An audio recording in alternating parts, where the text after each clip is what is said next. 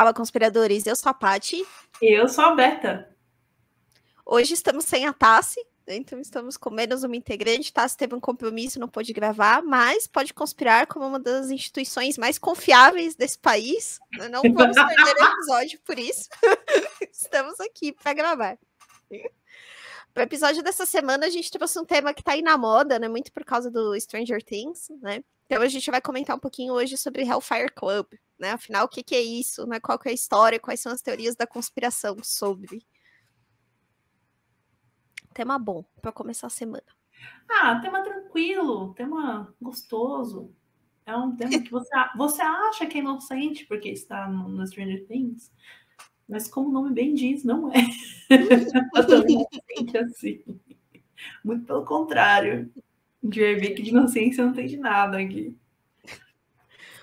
Bom, hoje nós não temos conspiradores comentam. Mas, galera, agora a gente tem um banner aqui embaixo. Olha aqui, ajuda a gente a pagar o aplicativo. A gente tem uma versão gratuita aqui, Mas a gente quer muito a versão paga. Ajuda a gente a pagar isso aqui. Se inscreva no nosso canal, compartilha com os amigos, vai lá no streaming, também nos avalie nos streams, no Apple Podcast, no Spotify. E, por favor, vai lá no nosso Instagram, comente no nosso Instagram, recomenda nosso Instagram para outras pessoas, para a gente poder conspirar junto, tá bom? E agora a gente tem uma página do Reddit, né? Sim, temos uma página do Reddit, então você pode se inscrever lá. A gente vai tentar colocar aos poucos material sobre os episódios passados, né? Mas, por exemplo, do Mothman, a gente já colocou alguns links lá interessantes. Show. Agora sim, agora vamos contribuir para valer em português para as teorias da conspiração. Vai ser sensacional. Tem indicações? Cara, esse tema, ele dá muito pano pra manga, assim. Se eu for parar pra pensar, de todas os clubinhos que já surgiram e que eu teria indicações, acho que são muitos, assim. Mas eu vou deixar aqui, vou recomendar o básico mesmo, que é Stranger Things. Assista se você não assistiu essa última temporada, né? Não se prenda às outras, porque eu acredito que você consiga pegar a história bem por cima, assim. Então não se prenda às outras temporadas. Assista essa para você entender o Hellfire e algumas coisas que a gente vai falar aqui no episódio de hoje. Porque foi muito inteligente eles colocaram do jeito que eles colocaram na série, o Hellfire. Mas eu vou deixar isso para falar no meio do episódio. Boa. Bom, eu tenho uma indicação também, não tem relação com o tema de hoje, mas é uma indicação para quem gosta de podcast, né? Para quem ouve o Pode Conspirar, deve gostar também de podcast no geral. E essa semana eu descobri um bem legal, que já tem bastante episódio, que é o República do Medo. Ele é relativamente famoso, então talvez vocês já conheçam. Né? Mas é bem legal, ele não fala só de teoria da conspiração, mas ele faz umas análises interessantes de filmes, de séries, aí tem teoria da conspiração também, misturado. Bem legal, para variar um pouquinho. Gosto. Podcast sempre é bom, né, gente? Sempre é bom. Sempre recomendem podcast pra gente também. Se vocês tiverem algum podcast muito legal para recomendar, fiquem à vontade para recomendar. Porque a gente gosta muito. Dá pra ver, né? Por isso que a gente faz um. Olha, aquela a gente faz, mas não gosta, né? Não foi maravilhoso, não. A gente consome o que a gente está produzindo. Então, a gente agradece também indicações sobre. Hoje a gente tá sem a Tassi para fazer a introdução. Ai, meu Deus. Tassiane, cadê você para fazer o nosso resumo histórico e a nossa introdução, né? Esse episódio vai virar uma bagunça, não tem ninguém para colocar ordem. Ele não tá aqui para colocar ordem, eu já começo por aí, né? Bom, eu já dei meio que um spoiler aqui, mas nada mais é do Hellfire Club, como o próprio nome diz, é um clubinho. Então, assim como vários clubinhos que a gente já falou antes, se você não sabe do que eu estou falando, por favor, vai lá na nossa playlist e procura lá clubinho, que você vai achar vários clubinhos, do qual a gente já falou. Esse é mais um, né? E o Hellfire Club foi fundado por Sir Francis Dashwood, que, assim, ele era da nobreza britânica, né? Ele se casou com uma aristocrata e se tornou da nobreza britânica. E ele fez esse grupo, né? Porque a gente estava discutindo aqui em off. Nessa época, como vocês vão perceber, ou já perceberam pelos nossos episódios, a galera gostava muito de formar uns clubinhos, né? Os clubinhos mais restritos, para trocar algumas ideias peculiares. Por que mesmo, Paty, que você falou? Por que a galera gostava tanto de formar esses clubinhos? Bom, a religião ainda era uma parte muito importante, né? A gente está falando de 1700 e pouco aqui.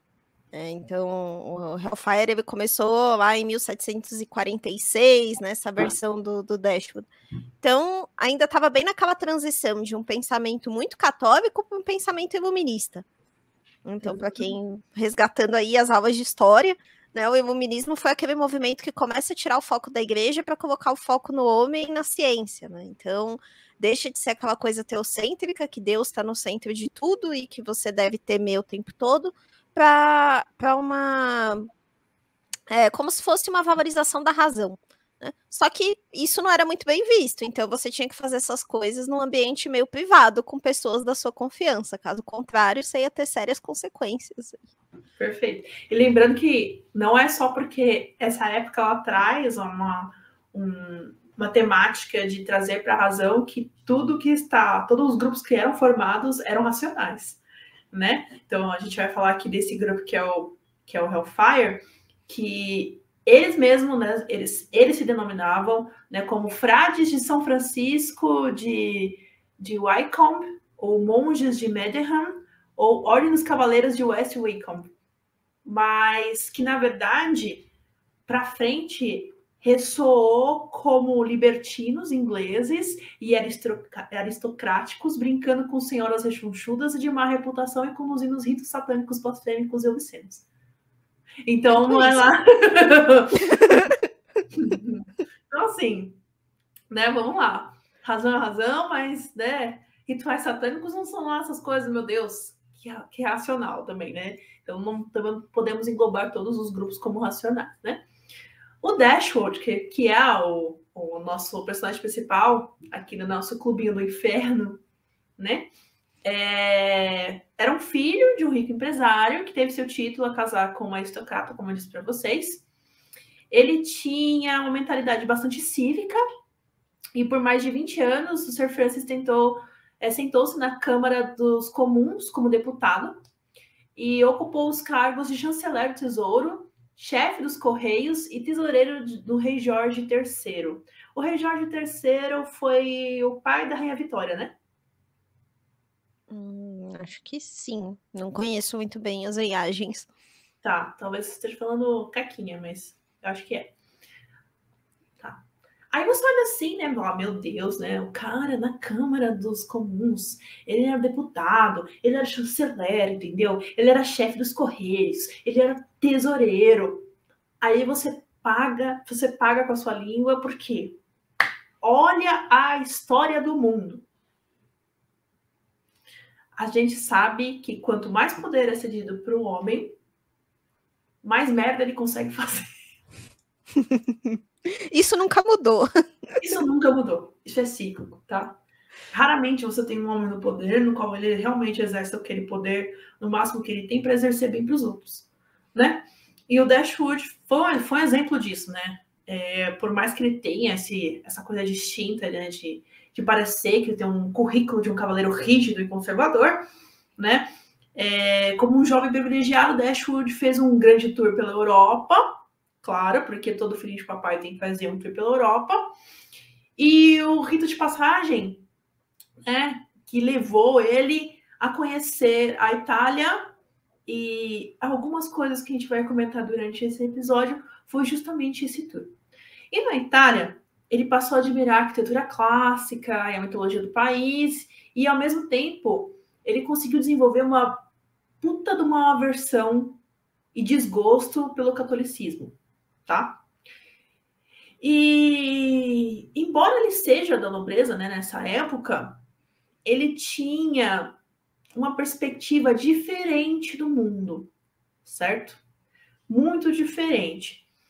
Mas mesmo assim, ele foi recrutado, por exemplo, para o Rosa Cruzes, que foi um movimento revolucionário jacobita na época. Quando ele estava em Florença, o Dashwood conheceu o príncipe Charles, né, que era ali dono, entre aspas, né, do trono escocês e que tinha associações de longo alcance com sociedades secretas, maçônicas e neotemplárias. Porque, como vocês sabem, ou devem saber,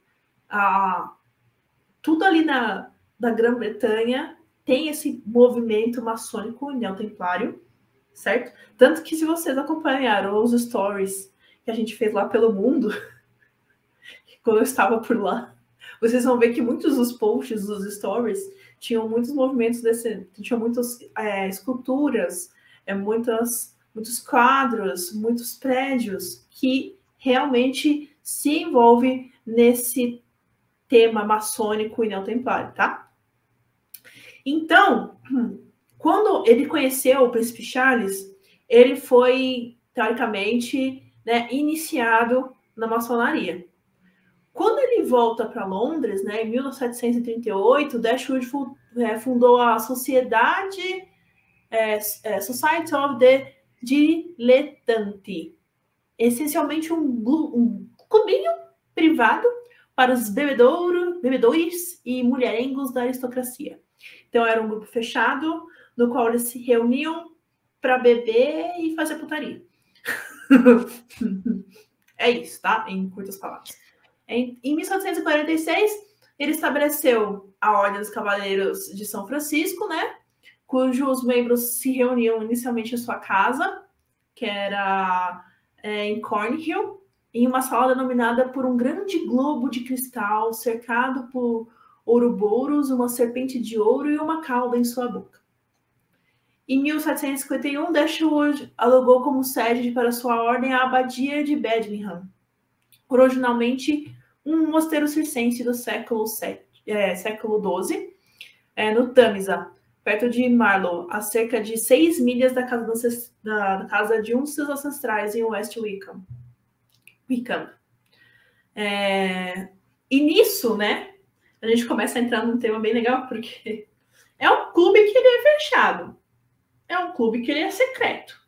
Aí você bota os vitrais, entendeu? Você vai ser ousado. Você não vai colocar, sei lá, uma folha, uma flor, ou somente vidro. Não, no vitral você coloca, faça o que você quiser. Bem na porta da frente, no vitral da porta da frente. É muito estranho para um clube que, teoricamente, seria secreto. Você não acha? É muito estranho para mim. E nisso, né, nessa introdução à maçonaria, e nisso de... Porque dá a entender que ele gosta muito dessa parte de paganismo, da parte de interagir com a natureza e tudo mais, né? Seu fascínio ao longo da vida por deuses e deusas pagãos foi expresso arquitetonicamente ao projetar a ala oeste da mansão como uma réplica de um templo clássico de Baco, né? E para comemorar a conclusão desse templo, Dashwood compôs um concurso e empregou autores para interpretar faunos, sátiros, ninfas e várias deusas e deuses, né? Então, ele fazia essa alusão no cotidiano dele, desse novo clube que ele fez, né? A esse paganismo que a igreja tanto condenava. Então, por isso que esse clubinho fechava. Enquanto os frades do fogo no inferno jantavam, eles eram vigiados por estátuas de guardiões do segredo dos maçons, Harpócrates, o deus egípcio do silêncio, com o dedo nos lábios, e Angerona, a deusa romana do silêncio, indicando aos frades que nada que dissesse ou se passasse na abadia deveria ser mencionado fora de seus muros. E isso abre, né, asas à imaginação para as pessoas que vêm de fora, não é mesmo? Que se a casa não vejo o que está acontecendo lá dentro, eu só posso supor algumas coisas. Quer adicionar alguma coisa, Paty? Tô falando muito. Eu queria adicionar um detalhe, né? Você falou dos vitrais, né? Do faça o que você quiser. Né? Não sei se todo mundo vai lembrar, mas isso surge de novo depois, ligado ao ocultismo, também pelo Aleister Crowley, né? Já que era um dos temas, né, da filosofia dele, o faze o que tu queres, pois é tudo da lei, né? Então, essa visão de você se entregar aos prazeres e você fazer o que você quiser, sem medo de um castigo futuro, tá muito ligado a essas questões pagãs e ocultistas. Por isso que até o templo, né, era inspirado em Baco, que Baco, né, bacanal vem de Baco, né? Então as festas do deus Baco eram regadas a vinho, era um deus da luxúria, né, um deus dos prazeres, da bebida, né? Então a ideia deles era meio que fazer uma afronta à Igreja Católica. Por isso que eles se chamavam de frades, como uma zombaria mesmo, né? Como se fosse uma missa invertida. Então Exatamente. eles se chamavam de frades, essas mulheres que eles convidavam para dentro do templo, que eram tanto prostitutas quanto mulheres também da alta aristocracia que tivessem menos pudor para participar disso, eles chamavam de freiras. Então, eles faziam essas festas aí, meio que invertendo toda a lógica, né, do catolicismo. Exato. E, como a Beta falou, ninguém ficava sabendo do lado de fora o que acontecia. Então, você imagina uma sociedade ainda extremamente católica, com um cara colocando isso lá no vitral da casa dele, e todo mundo sabendo que rola umas festas ali dentro, mas ninguém sabe exatamente o que é. Nossa, imagina a fofoca. Pois é. Que deveria ser. Imagina ser a senhorinha varrendo a calçada da frente, assim, sabe? Quando, olha quem tá entrando ali. É o conde de não sei o quê. Olha quem tá entrando ali. É no a filha da Gertrudes, eu sabia.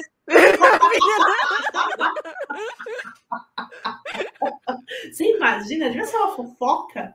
Que nossa, né? E esse templo, ele é importante, né? Porque ele tem uma escavação, tem túneis, né? Esse templo. Você quer explicar, pai? Então explica aí como é que era a arquitetura do nosso clube. Nosso não, né? Porque eu não participo desse clube, não. Não tô sabendo disso daí, não. Não, sabendo disso aí, não. Desculpa aí, perdão, marido. Não. Ó o ato falho, ó o ato falho. Participo do clubinho do Francis aí, por favor. Bom, né? Então, embaixo dessa abadia tinha uma estrutura de túneis, né? Como a gente tá vendo aqui. E aí, eles começaram a utilizar esses túneis também para fazer uma extensão dessas festas rituais que aconteciam lá na abadia. E o interessante é que os estudiosos, depois falando desses túneis, eles fazem um paralelo entre a estrutura dos túneis, que a gente está vendo aqui, com o sistema reprodutivo feminino. Então, seria ali uma ideia de como se você tivesse ali ovário, vagina, tal, e a ideia seria que quanto mais você se aprofundasse nos túneis, meio que você estaria se aprofundando nos prazeres humanos, nos prazeres da carne, algo assim. Tem um documentário no YouTube, a gente vai deixar o link para quem quiser ver, que é o de um arqueólogo que ele se dedica só a estudar essas estruturas antigas e ele entra nos túneis, então dá para ver bem no detalhe, ele mostra tudo que tem lá embaixo. Ainda tem algumas estátuas lá embaixo, né, que lembram muito mesmo as estátuas dos deuses gregos. Mas aí vocês imaginam a quantidade de história que não começou a surgir, né, por conta disso. Por conta dessas cavernas e da abadia, né? Começou a surgir todo um folclore em torno do Hellfire Club. Bom, e aí a história ela começa, né, a ladeira abaixo, né? A gente começou a falar aí das missas invertidas e vale lembrar aqui, de novo, né, que a gente está falando de um período muito religioso, então tudo aquilo que era visto contra a igreja automaticamente era visto como satânico. Perfeito. E era uma sociedade secreta. Então não existe muitos documentos, nada muito formalizado do que de fato acontecia lá dentro, né? Tudo é muita suposição e tudo é muita fofoca. Então, quando a gente fala do Hellfire Club do inglês, começaram a surgir alguns boatos até de que eles estivessem envolvidos em alguns assassinatos. Então, de pessoas que desapareciam na cidade e que, teoricamente, eram vistas próximas aí da entrada desses túneis e que nunca mais eram vistas de novo. E aí são N as teorias. Tem as teorias de que essas pessoas eram sacrificadas nesses túneis para essas entidades, né? Ou a teoria também de que elas eram aprisionadas nesses túneis para servir ali nessas festas, né? Que elas ficavam meio como escravas ali. E tem também, lógico, a teoria, né, de que na realidade era algo sobrenatural que acontecia ali, né? Que meio que essas pessoas entravam num submundo, é como se elas descessem para um submundo daquele local com aquelas pessoas que se meio que autodenominavam demônios e ela não conseguisse retornar mais. E aí, para vocês terem uma noção, né? Os membros eram tão influentes, que cogita-se, né? Que dentro dos membros de maior calão dentro do clube, teria o Príncipe de Gales, teria até, possivelmente, assim, muito possivelmente, tá? Essa é uma suposição, que por vezes Benjamin Franklin teria participado quando estivesse na Inglaterra, o Conde de Sandwich, John Valkis, William Hogarth, que é um artista satírico muito famoso, Jon Stewart. Então, assim, eram pessoas de muito peso dentro desse clube, vindo disso, né? A gente começa a pensar assim, tá, imagina que se essas pessoas fossem pegas fazendo atos que a igreja dissesse que eram litigiosos, né? Elas já tinham influência, a Inglaterra, por si só, já nunca lidou bem com o catolicismo. Aí eles têm o católico deles, que é o anglicano, né? E mesmo assim, se essas pessoas anglicanas vissem os grandes superiores deles cometendo atos imorais, né? Que é exatamente isso para aquela época, né? Que eram atos imorais. Imagina no que isso acarretaria, por exemplo, politicamente. Ou no que isso acarretaria, principalmente as pessoas que viram, né? Porque, querendo ou não, a gente pode assumir que muitas das pessoas que possivelmente viram pessoas muito poderosas entrando nesses eventos, entrando nesses clubes, né? Podem ter sofrido com ameaças, né? Perda de familiares, enfim. É um ciclo muito perigoso, assim, se parar para pensar. Né? Não é uma simples corrupção que acontece debaixo do pano, né? É algo que vai muito além. É uma combinação de poder e que naquela época era muito, muito pesada, uma questão também de vender a virtuosidade, né? Porque naquela época era muito cotado isso, vender a virtuosidade. A pessoa era virtuosa, então, né, ela conseguia poder. Então você tinha que vender essa face sua e reprimir outras que você não poderia levar a público. Então era bem, bem difícil, né? Se a gente fizer um paralelo com a política de hoje, não é muito diferente, né? A gente sabe que é interessante sustentar certas convicções morais, né, para pessoas expostas politicamente, mesmo que elas não tenham essa convicção moral pessoalmente, porque isso interessa para certos grupos, né? Então, isso já acontecia desde aquela época, né? Então, você pensando que você ainda tinha uma igreja muito forte, você ser uma pessoa religiosa era algo muito relevante na sua vida pública. Né? Uma pessoa, por exemplo, que fosse notoriamente envolvida com bebidas, com festas, com mulheres, não conseguiria um cargo mais alto. Exatamente. Então, tudo era um jogo para conseguir poder, querendo ou não. Tanto que... Opa. Não, desculpa. Eu ia falar que tanto que um dos motivos que fez com que o Hellfire Club inglês acabasse, né, lá por 1760, mais ou menos, ele vai ficando cada vez menos popular até ele terminar, foi justamente porque o Dashwood virou um chanceler. Né? Então, justamente porque ele chegou nesse posto de chanceler, começou a ficar um pouco mais difícil, né, manter essa vida dupla, né, como uma pessoa virtuosa, religiosa, socialmente, e no clube, já que, assim, apesar de ser uma coisa secreta, não era algo que também era feito completamente escondido, né? Todo mundo sabia exatamente onde era e mais ou menos o que rolava ali. Então começou a ficar meio chato e aí teve que parar. Exatamente, gente. Não dá, entendeu? Vida dupla não dava, não funcionava. E como é que era o Hell Club Fire na Irlanda? Olha, eu vou falar que foi o que eu achei mais interessante, foi o que eu gostei mais, porque quando a coisa fica completamente louca e fora de controle nessa história. Bom, o Hellfire Club inglês, ele não foi o único que existiu. Aliás, né, existem vários desses clubes, assim, que também foram chamados de Hellfire Club, mas os mais famosos são o inglês, que a gente comentou, e agora o irlandês, que a gente vai falar um pouquinho. Bom, o Hellfire Club irlandês, ele começa com o William Connolly, que era um dos homens mais ricos da Irlanda, né? Ele aproveitou diversas oportunidades ali durante a guerra, que o governo precisava vender terra rápido, então acabava vendendo muito barato, e ele acabou comprando uma quantidade absurda de terras, e entre essas terras que ele comprou estava o Montpellier, a colina Montpellier. Nessa colina, o que ela tinha de especial é que ela tinha umas estruturas de pedra no topo, que, de acordo com as histórias que existem, né? Porque isso não foi preservado, então ninguém sabe exatamente o que existia ali, mas existem várias histórias da época dizendo que o que tinha nessa construção de pedra era uma espécie de tumba antiga. E aí o William Connolly, um belo dia, resolve que ele vai usar essa parte da colina para fazer uma espécie de chalé de caça de pedra.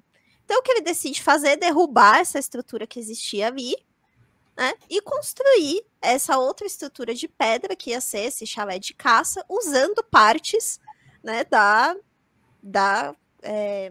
dessa sepultura que existia ali. Se você assistiu o Cemitério Maldito, você sabe que isso não vai dar certo, né? Não vai dar bom usar esse terreno para fazer isso.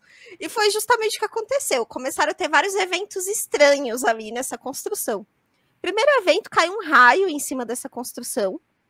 Então aí ele foi lá, arrumou, tal, né? Caiu o raio, danificou a construção, ele consertou. Depois caiu o telhado dessa construção, sem explicação nenhuma para o telhado ter caído. Ele foi lá e arrumou de novo. E um tempo depois ele começou a ficar muito doente e morreu. Eu tenho essa construção. Peraí que eu vou colocar para vocês. Peraí. Coloca aí. E aí isso tudo aconteceu mais ou menos por volta de 1725. Né? Então, quando ele fez essa construção aí, todos esses eventos estranhos começaram a acontecer na vida dele. E aí os próprios camponeses ali da região começaram a falar que esse lugar era mal assombrado, né? Que os espíritos que estavam lá na tumba primeiro não gostaram, né, de que a estrutura tivesse sido derrubada para construir esse chalé de caça. O chalézinho, ele existe até hoje, né? Um ponto turístico da Irlanda até hoje, e ficou conhecido como Hellfire Club. Então, se você for lá um dia pela Irlanda quiser conhecer, existe. É um lugar até paranormal famoso, além de ponto turístico. Se vocês procurarem, tem vários vídeos no YouTube de paranormais, médiums que passam a noite lá para tentar captar espíritos, né?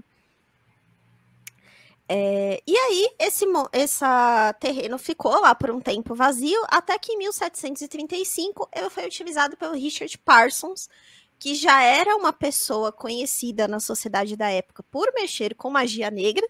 Ele já era um cara diferente naquela época. E aí ele resolveu utilizar essa construção para fazer a sede do novo Hellfire Club irlandês. Que lugar melhor do que esse para fazer a sede do clube? Super tranquilo, de boa, paranormal. Tem pessoas, né? Tudo bem. Que delícia, né, gente? Ai. E assim, né? Se no Hellfire Club inglês a coisa era um pouco mais classuda, falava ali de mitologia grega, tal, as pessoas ainda estavam tentando dar uma disfarçada, no irlandês ninguém tava nem aí para nada. Eles assumiram desde logo que o negócio era satanismo mesmo. E aí o líder do Hellfire Club, ele já se chamava, tipo, do Rei do Inferno, e eles usavam as roupas mesmo, lembrando, né, o demônio, com chifre, com asa. As pessoas que participavam do clube se denominavam de demônios. E aí eles também tinham essa mesma tradição aí do Hellfire Club inglês de fazer essas missas invertidas. Só que, no caso do Hellfire Club irlandês, a coisa era um pouco mais pesada, porque as histórias que se contam na época é que realmente eles invocavam um demônio lá. Uhum. Tanto que nas histórias falam que eles colocavam as cadeiras, né, para as pessoas sentarem e deixavam uma cadeira vaga, que supostamente era que o próprio demônio iria vir assistir também às cerimônias. Então aqui a coisa ela já começou a tomar um outro rumo, e foi esse Hellfire Club que caracterizou mais essa visão satânica, né, do que o primeiro. O primeiro era mais ligado às orgias, tal, né? Era mais uma coisa de farra do que religiosa em si. O irlandês não, já é uma coisa mais macabra. Não, e a gente já começa já a pensar assim, tá, abriu uma filial na Irlanda, deve ter filiais em todo mundo. Aí eu achei um lugar que fala que existe algo bem semelhante ao clube Hellfire nos Estados Unidos, na Califórnia, especificamente, que se chama Bohemian Groove. E ele é conhecido principalmente por sua reunião anual, seus membros, que acontece desde 1882. E todos os anos, em julho, os membros praticam rituais pagãos, longe dos olhos do público e ainda mais longe das lentes das câmeras. Então, as pessoas levam a crer que muitas coisas lá dentro são frutos desse clube do Hellfire. Então, trouxeram para a América e ficou por aqui esse legado. Não sei nem se dá para chamar de legado, né? Mas, enfim, né? E existe até uma lista oficial com muitos altos funcionários e oficiais dos Estados Unidos como lista de membros, né? Mas também no mundo inteiro.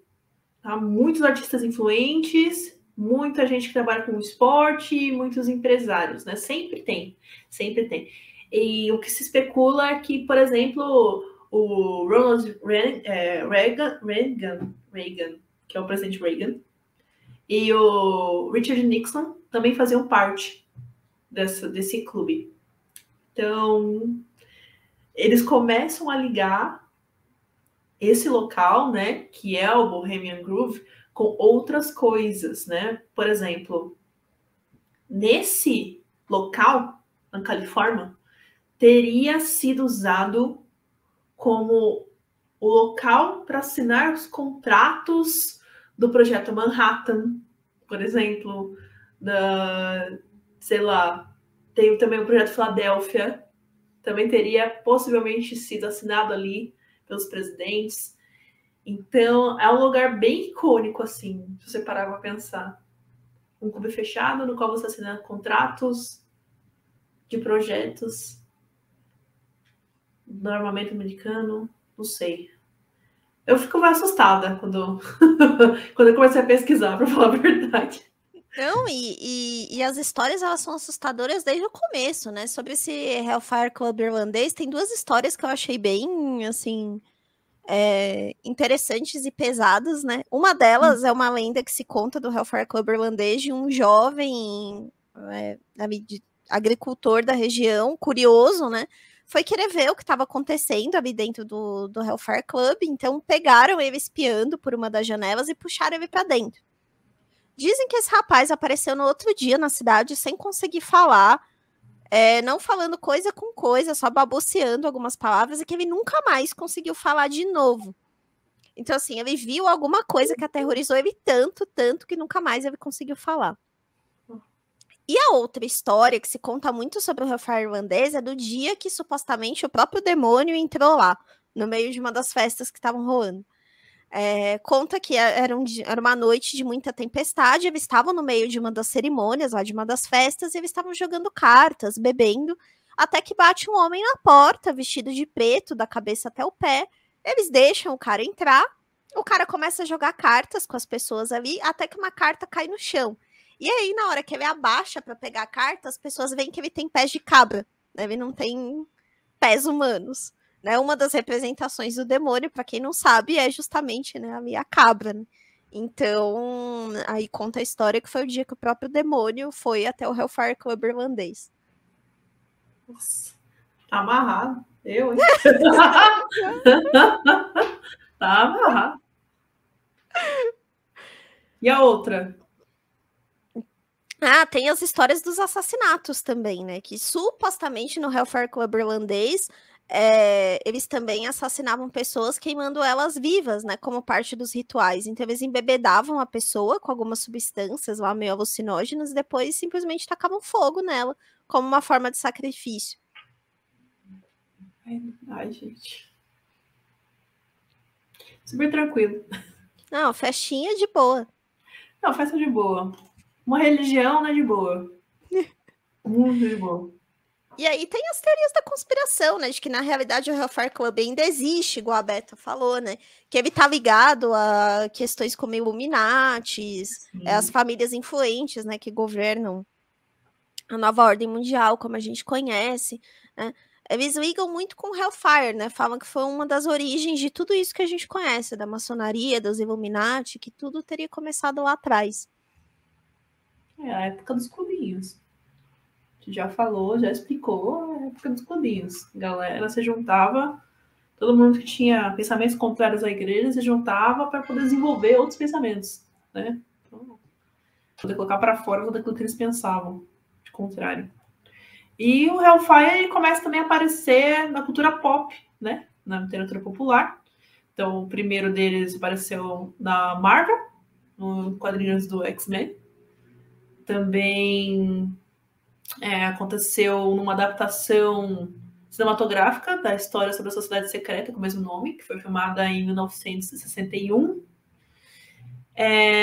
E também tem agora o nosso Hellfire Club, que é do Stranger Things. O que eu achei uma escolha bem peculiar de nome para colocar no grupo de RPG, né? Quem joga RPG. Achei curioso. Eu não pesquisei se isso de fato teve influência, mas deve ter tido, porque não deve ter sido à toa. Mas é bem peculiar ter essa. Porque, nossa, se eu falar agora, eu vou dar spoiler, então eu não vou falar. Mas é bem peculiar o nome, com a trajetória da história que desenvolve dentro da série, que é justamente de envolver uma seita, de supostamente ter uma seita e supostamente ter fofocas que geram uma teoria da conspiração que levam pessoas a fazer coisas que não deveriam fazer. E é bem interessante como eles desenvolvem isso na série. Então eu acho que não foi à toa a escolha do nome, pra falar a verdade. Não, eu também acho que não foi à toa. Eu não assisti a série, mas eu vi uma explicação de uma explicação em um vídeo falando sobre isso que eu acho que faz bastante sentido, né? Para quem não sabe, entre a década de 70 e a década de 80, né, Stranger Things se passa na década de 80, aconteceu um movimento social nos Estados Unidos muito forte que foi chamado de pânico satânico. Porque década de 70 foi meio que o boom dos serial killers, assim, tinha muito serial killer nos Estados Unidos na década de 70 até uma boa parte da década de 80, né? Para quem se interessa aí por esses assuntos de true crime, tem vários nessa época, o Filho de Sam, o Zodíaco, o Night Stalker, vários desses caras. E muitos deles atribuíam os crimes a esses supostos, à família Manson, né, dessas histórias mais famosas da década de 70, relacionavam com o ocultismo, né, então com satanismo, com bruxaria, enfim, com essas questões ocultas. E aí isso foi gerando, até por parte da imprensa também, né, tragédia vende, sempre vendeu, sempre foi assim, a imprensa também começou a alimentar muito isso nas pessoas. E então criou esse verdadeiro pânico com tudo que fosse remotamente relacionado com isso, né? Remotamente relacionado com satanismo, com ocultismo, que veio realmente esse pânico nas pessoas, né? Tanto que muitas bandas aí da década de 70 e 80 também se aproveitaram disso para fazer um pouco de marketing, né? Kiss, Ozzy Osbourne, né? Pegaram carona aí nessa Black Sabbath, né? Carona nisso para como uma forma de marketing da banda, porque realmente as pessoas tinham medo, mas ao mesmo tempo que elas tinham medo, elas também se interessavam por isso. Então falam que, não sei, a explicação que eu vi no vídeo, não sei se faz sentido porque eu não vi a série, mas é retratar isso, né, essa época do pânico satânico dos anos 80 na série. Achei legal. Não, realmente, oi, show. Você achou? Não, realmente eu achei muito bacana. Muito bacana. Foi bem interessante a construção dessa nova temporada. Então vale a pena vocês assistirem. Já falei, vou falar de novo. Bom, gente, então, né, trouxemos um pouquinho do Hellfire Club para vocês saberem aí quais são as origens, né? Falamos dos dois principais. Espero que vocês tenham gostado dessa história. Tem bastante material aí online, se vocês quiserem procurar. Tem vários vídeos no YouTube de pessoas que foram até lá. Tem esse documentário também que eu mencionei que é bem legal. Enfim, acho que é interessante a gente saber a origem, né, dessas coisas que a gente vê de cultura pop. E a gente se vê na próxima semana. Bom, gente, se você tá ouvindo isso de noite, eu sei que pra dormir vai ser um pouco difícil. Mas foi bem interessante pesquisar, porque é uma coisa que é muito intrincada. Se a gente tem um panorama histórico, né? Do jeito que a gente explicou aqui, sobre o iluminismo e tudo mais, a gente começa a entender muita coisa, né? Do que está acontecendo, né? Por isso que história é importante, galera. As coisas são cíclicas, prestem atenção, certo? Então, um beijo para vocês. Saudade de Tassi. Tassi não tá aqui, então saudades da Tassi. Mas no próximo episódio tenho certeza que ela vai estar aqui. Então, um beijo para vocês e tchau. Tchau, tchau. O programa é muito chique, gostei. E aí, pronto, meu Deus, que fica bonito. Muito legal. Vamos lá. Não sei nem como é que faz para passar o slide. Aqui, achei. Aí, ó.